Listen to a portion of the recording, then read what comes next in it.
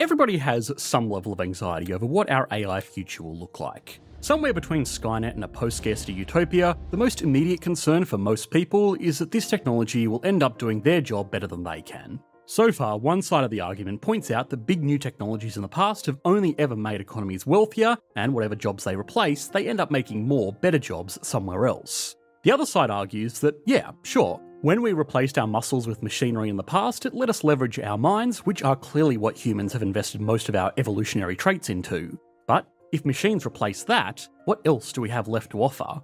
Now, nobody can predict the future, least of all economists. But we don't really need to, because there are certain economies that are going to see the widespread impacts of these changes well before most others.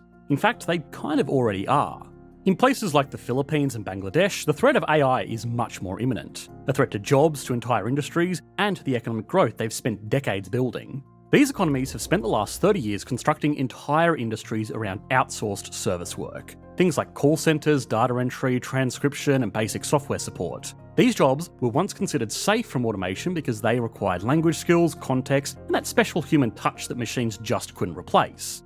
Well, it turns out machines got a lot better at replicating that human touch. Tools like LLMs can now handle those tasks in seconds at a fraction of the cost, and these jobs, which make up a big share of GDP in many developing countries, are looking like they might be the first dominoes to fall. In the Philippines, the IMF estimates that a staggering 89% of outsourced service jobs are at high risk of being automated by AI. That's over 1 million people whose jobs could disappear in just a few years. In other words, AI is already making the world's richest countries even richer, and is making it harder for everybody else to catch up. And that's just the beginning of the story. Even in rich countries, AI is starting to divide the economy into those who can leverage it and those who are going to get replaced by it. The US Bureau of Labor Statistics predicts that roles like cashiers, bank tellers, postal staff, and customer service representatives are all on track to shrink. One estimate suggests 7.1 million jobs could disappear in the next 5 years, with up to 47% of current roles at risk of being replaced by AI. Of course, it's also worth remembering that companies and their investors have now ploughed trillions of dollars into developing this technology, so they want to eventually see a return. As heartless as it is, cutting millions of workers off payroll is probably the most immediate way to start seeing those returns. So there is an incentive to play up the scare campaign, because what sounds horrifying to most people sounds like opportunity to those actually writing the checks. But even still, the trend lines are clear. AI is already reshaping who gets ahead, who falls behind, and most importantly, how fast the gap is widening. So, as always, we've got some important questions to answer. Why is AI supercharging growth in rich countries while simultaneously threatening the economic survival of others? In a world where one person armed with AI can replace 5 people, what exactly happens to the other 4? And perhaps most importantly, can workers, or even entire economies, adapt fast enough to survive the shift?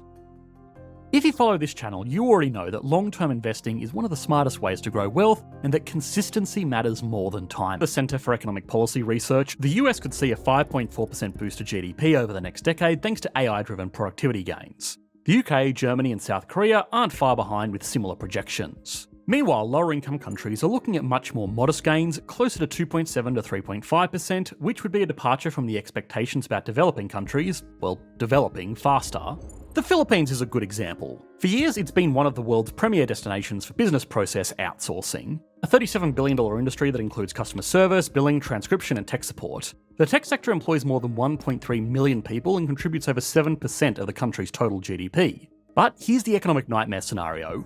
Most of these jobs are exactly the kind of repetitive, text-based tasks that large language models like ChatGPT are rapidly learning to automate. Jobs in the Philippines are at high risk of being replaced by AI, and it's already happening. Roughly 2/3 of outsourcing companies in the country are now using AI tools to cut costs and speed up workflows. Major US companies like AT&T, Google, and Accenture outsource work to the Philippines, but if AI can perform the same task faster and cheaper and without requiring health insurance, vacation days, or human resource departments, those jobs will be amongst the first casualties. Bangladesh is in a similar boat. Its outsourcing sector has grown to 400 firms employing over 80,000 people, but the vast majority of that work still centres around customer service, transcription, and data entry, which again is precisely the kind of job that AI is becoming increasingly capable of automating.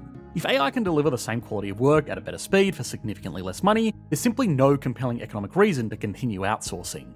A single slot in a server rack could soon replace an entire call centre in Manila or Dakar, and that means companies could start to reshore, bringing jobs back to wealthy nations where local automation can rival offshore labour on price. That completely flips the script on the entire outsourcing model that emerging economies have built their entire growth strategies around for the past 3 decades, and it's a big reason why the gap between wealthy and poorer nations is set to widen after a few decades of these economies actually slowly catching up. AI also rewards exactly the kind of specialised skills that are hardest to scale globally. Building and training large AI models requires advanced education, reliable municipal infrastructure, and access to advanced technologies. Those resources are overwhelmingly concentrated in wealthy nations. That means the most valuable AI jobs are also the least accessible to workers in emerging markets. And when workers in those countries do manage to gain access to those highly sought after skills, they often don't stick around. Talented engineers are being recruited by global tech companies or relocating entirely to hubs like San Francisco, London, Berlin, or even centres within China. The result is an accelerating brain drain that leaves poorer nations with fewer startups, fewer teachers and researchers, and dramatically fewer chances to catch up in the global AI race. And it's clear which countries are leading that race. In short, the countries least equipped to absorb disruption are the ones getting hit first and hardest, while the countries best positioned to benefit from AI are already pulling ahead because they control the capital, infrastructure, talent, and resources shaping the future of AI. But AI isn't just dividing countries along economic lines, it's also creating stark divisions between the people within those same countries. This technology is not impacting all people in the same way. It's making some workers nearly obsolete, while making others far more valuable. That's because AI represents a very specific kind of capital, and understanding this distinction is crucial for predicting its economic impact. In the past, most new technologies functioned as what economists call complementary capital, meaning these were machines and technologies that made human workers more productive. For example, a combine harvester didn't eliminate farm workers, instead it made each individual worker dramatically more efficient. Before mechanisation, harvesting a single field might require 20 people working for several days, while with a harvester, one person could do the same job in a fraction of the time. Labour and capital worked together, and as productivity increased, so did wages and living standards. Workers remained essential to the process, they just became much more productive. For many high-skilled roles, AI will become more complementary capital, boosting productivity without replacing the human worker. A financial analyst using AI to scan reports and spot anomalies can get insights faster and can focus more time on strategic thinking. A doctor leveraging AI for diagnostics can spend more time on direct patient care. In these cases, AI multiplies what skilled professionals can do and makes their expertise more valuable in the marketplace. But for more routine, process-driven work, AI increasingly acts as what economists call substitutive capital, replacing human labour altogether instead of enhancing it. An AI-powered chatbot doesn't make a customer support agent faster, it replaces them. A sophisticated code generator doesn't assist a junior developer, it replaces them. In other words, the more capable our capital becomes, the less it actually needs human labour to function. And in the AI economy, capital ownership is more concentrated than it ever has been in modern history. Most of the major breakthroughs in artificial intelligence are coming from a handful of elite firms in the US and China. Since 2017, the US has produced 135 large-scale AI systems. China's not far behind with 110, but the gap widens quickly. From there, the UK has managed 25 and France 24. And the companies leading the charge with these breakthroughs are experiencing exponential growth thanks to what is known as the data network effect. The more data they collect, the better their AI model performs, the better their model, the more users they attract, and the more users they attract, the more data they generate. This creates a powerful feedback loop where market power and profits concentrate in just a few dominant companies. PwC estimated that AI could add $15.7 trillion to global GDP by 2030, but 70% of that wealth is projected to go to just 2 countries, the USA and China, because they own AI.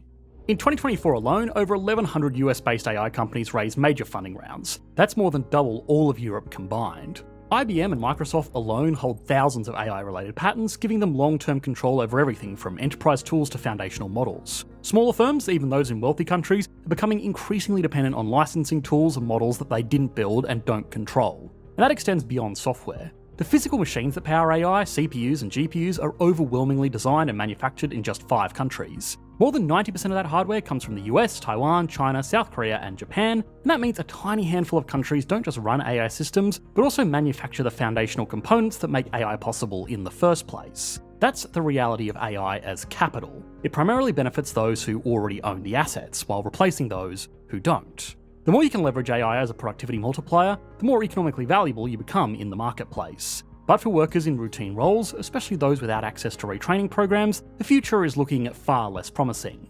Now, even if you weren't aware of these exact figures, they probably aren't surprising, and that's exactly the point. This is a reality that people are noticing. Nearly 1/3 of Americans in a recent survey said they're fairly or very worried about losing their jobs to automation. This isn't some hypothetical scenario we're speculating about. We've witnessed similar disruptions before. When industrial automation and large-scale outsourcing ramped up in the 1980s and 1990s, it hit manufacturing hard, especially in places like the US and Western Europe. In America alone, more than 7 million factory jobs disappeared between 1980 and 2010, and most of them didn't come back. These factory jobs may have been replacing US workers with Chinese workers, but there is no critical reason why human workers couldn't be replaced with clankers. The Midwest bore the brunt of this economic transformation. Cities like Detroit, Cleveland, and Youngstown were once packed with well-paying jobs in steel, cars, and textiles, but then came robotic welders, computer-run assembly lines, and cheaper labour overseas. Suddenly, those stable middle-class jobs evaporated, factories closed, unemployment spiked, and entire local economies started to fall apart. The consequences extended far beyond simple job loss. A lot of these towns saw life expectancy drop, opioid addiction rise, and schools struggled to keep up. The jobs that eventually did return often paid less and didn't offer the stability or benefits that had previously supported entire communities. The UK experienced something similar. Coal mining, shipbuilding, and steel plants across northern England and Scotland shut down as automation and privatisation took hold. Even today, places like Sheffield and Sunderland still lag behind the rest of the country when it comes to income and social mobility. The lesson is clear. Even when the long-term picture improves, the short-term impact of technological disruption can be devastating. And once inequality takes root in an economy, it becomes extremely difficult to reverse. So, what can we actually do about this looming challenge? Because at this point, it's clear that AI is already transforming the global economy, but whether it deepens existing inequality or helps us solve it depends on the actions that countries and individuals take in the coming years. First, the good news is, we can already see what's coming our way. In lower-income countries like the Philippines and Bangladesh, the frontline effects of AI are unfolding in real time. These economies show us which jobs go first, where the risks are highest, and what happens when governments act or don't. For example, the government of the Philippines has launched a national AI strategy with the goal of retraining over 1 million workers by 2028. Bangladesh, meanwhile, has released a draft policy framework focused on developing AI talent, modernising its education system, and supporting tech startups. The goal is to position Bangladesh as a competitive player in the AI-enabled services market, while safeguarding jobs through upskilling and digital inclusion programs. Whether those efforts will prove sufficient remains to be seen, but they offer a clear warning and a playbook for wealthier nations to follow. Two distinct sides of our economies need to do two things simultaneously: invest heavily into AI infrastructure and invest just as heavily into their people. This includes educational investment into computer science, yes, but also the kind of skills AI struggles to automate: critical thinking, complex problem solving, effective communication, and creative decision making. A recent analysis of 12 million job postings in the US found that AI adoption tends to increase demand for these distinctly human skills far more often than it eliminates jobs entirely. Building an accessible digital economy is equally important because right now nearly 2.6 billion people worldwide still don't have access to the internet. Without that basic connectivity, there's simply no opportunity to compete or even participate in the emerging AI economy. The World Bank estimates that every 10% increase in broadband access can boost GDP growth in developing countries by up to 1.4%, and that's before factoring in the additional benefits that AI capabilities could provide. So, along with retraining, countries need policies that expand broadband access, reduce the cost of devices, and give more people the digital skills they need to benefit from AI.